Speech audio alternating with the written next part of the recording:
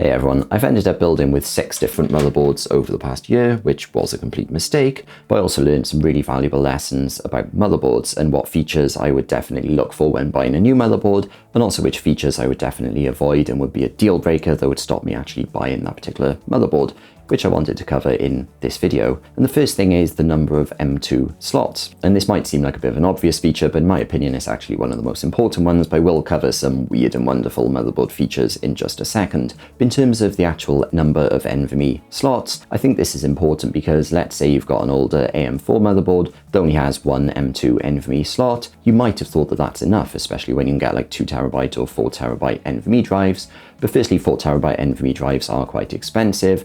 And secondly, games are very big nowadays. So if you were rolling with just a single 2TB drive, it's surprising how quickly that can actually fill up.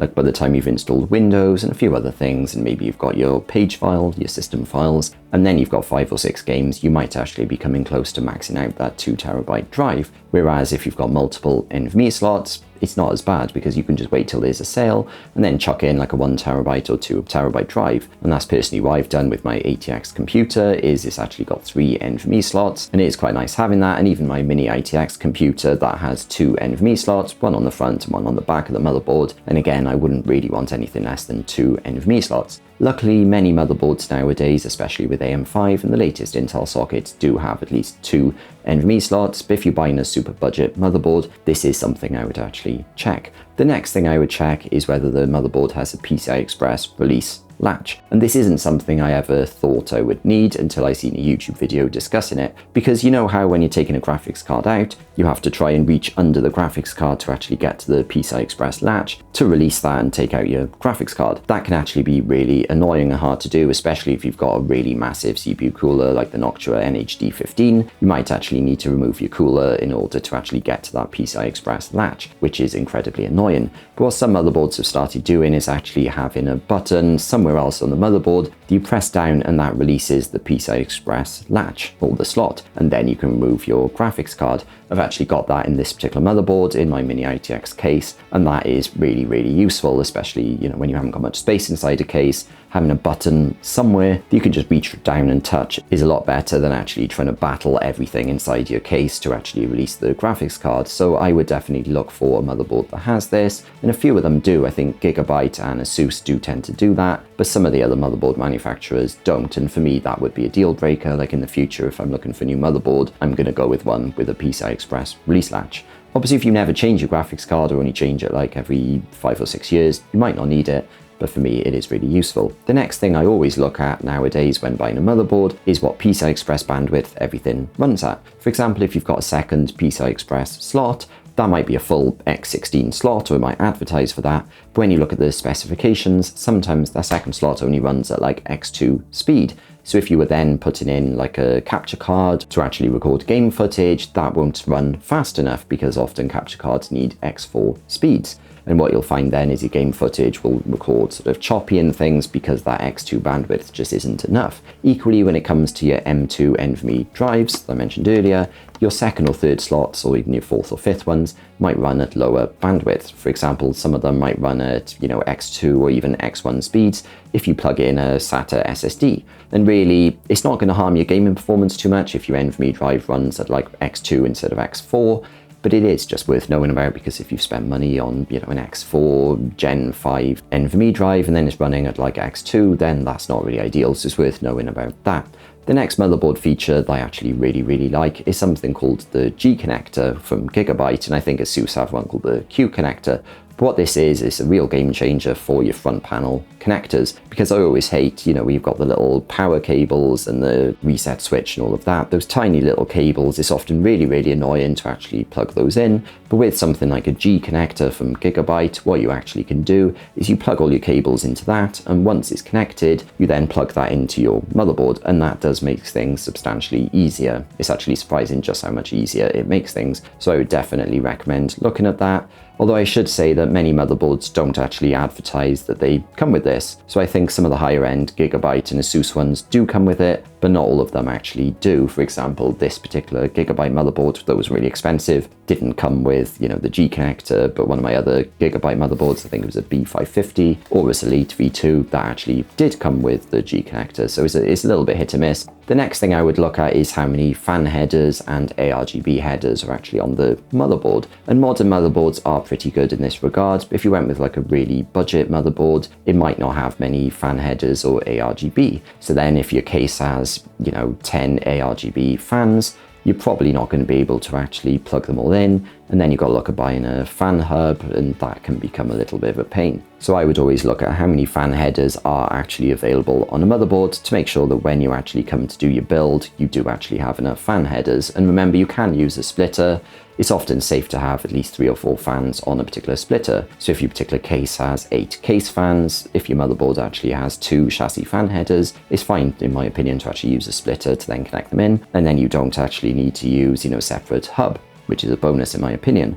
The next thing I like is when a motherboard actually includes LEDs for debugging. Some of them actually have an LCD screen as well, some of the really fancy motherboards. And this is surprisingly useful because there's nothing worse than doing a build, connecting everything, checking the power switches on, and then pressing the power button and it doesn't work. And often it's actually just a problem with the front panel connectors, hence the G connector, which is brilliant. But actually sometimes it could be a deeper issue. For example, one time I bought a X570, I think, from Facebook Marketplace, and the owner of that was running a 3000 series CPU. So when I put in my 5900X, the system actually wouldn't boot up. But luckily that motherboard had little LEDs, and one of them was lighting up, and then I Googled things and realized that actually it was a BIOS issue. And then I could, update the BIOS and everything else. And that brings me to my next feature that nowadays I couldn't live without, which is that some motherboards have BIOS flashback functionality. So what this is you can download a BIOS on a USB from like a laptop or something. You put that in your motherboard and then provide power to it, and then you click a button on the back of the motherboard where the IO shield is, and actually it'll update the BIOS with that. And the reason that's really important is if that earlier motherboard they mentioned didn't actually have BIOS flashback functionality, I would have had to buy a 3000 series CPU, I would have had to put that in my system, boot up, update the BIOS, and then remove that old CPU to put my 5900X in, which would have been a complete faff. But actually, by having that BIOS flashback functionality, I didn't need to do that. And also some motherboards also have a clear CMOS button on the back, which is really useful because sometimes you need to clear your CMOS to actually get your motherboard back to a healthy state, especially if you've been messing around with settings and things aren't booting up anymore. The problem though is sometimes the CMOS battery, which is used to clear the CMOS, that can sometimes be located under a graphics card. So then in order to clear your CMOS, you need to actually remove your graphics card, and it's all a complete faff. But motherboards that actually have a clear CMOS button can be really, really useful. Just make sure you don't accidentally press it. Another feature that I really like is motherboards that have Thermistor headers. So what this is, and I've got this on my ASRock X870 motherboard, is I can actually go out and buy a temperature sensor, and then I plug this into my motherboard. And then in HW Info or whatever software you use, you can actually keep track of some sort of temperature within your computer. And you might be thinking this doesn't sound too useful, but actually what some people have been doing is if they've got a high-end NVIDIA graphics card with 12-volt power, they've actually been wrapping a thermistor header around the 12-volt power connector. And then if things get too hot, you'll know about it and you can, shut down your system automatically with HW Info, which is really, really nice. The next thing I like with motherboards is ones with integrated IO shields, because for my first and my second computer builds, I bought cheaper motherboards and basically the IO shield was separate. And the idea of this is when you build a new computer, you put the IO shield onto your motherboard and then you install it in your case. But if you forget, it's actually pretty much impossible to actually slot the IO shield in place. I did try one time and scratched a bunch of stuff, so I wouldn't recommend that. But many motherboards nowadays do have integrated IO shields, and I think that's actually worth getting because, yeah, it's a complete pain if you don't have that. The next thing I would look at is the power phases of a motherboard, and this is often advertised, thankfully, but actually if the numbers are quite low, and I'm not going to get too technical here, but if the numbers of the power phases are too low compared to other motherboards that you're considering, I wouldn't buy, that particular motherboard. I'd buy one of the other ones because power phases are quite important. Obviously, if you've got like a super cheap CPU, it's not as important, but the moment you get, 9800X3D or a 12-core CPU or something like that, then actually the motherboard power phases is important. So yeah, I won't dive too technical in this because there's other videos that talk about this, but I'd just make sure that any motherboard I'm considering buying doesn't have super cheap power phases. That's not something you really want to skimp on, in my opinion. The next thing I would look at is whether the motherboard actually has a USB-C header, because often cases are coming with USB-C support on the front of them, but not all motherboards actually have a USB-C header. So then you could have a situation where you actually can't plug in that front panel USB-C connector from your case into your motherboard, which is a bit annoying. The other thing I look for, because I prefer Ethernet over Wi-Fi, is what speed the actual motherboard LAN port is running at, because some more budget motherboards still just give you 1 gigabit speeds, but actually sometimes it might be useful to have like 2.5 gig or 5 gig that some motherboards actually support. That's obviously though assuming that, your internet router or your network switches support more than 1 gigabit speeds. If everything in your house is stuck at 1 gigabit, then it doesn't really matter. But that is something I personally look at because I have a 2.5 gig network, so for my 2 computers I wanted them to have 2.5 gig LAN ports, which thankfully they do. But if you've got any questions at all, please drop me a comment, and if you enjoyed this video, please click the thumbs up button, and please subscribe to see more videos like this. Thanks for watching.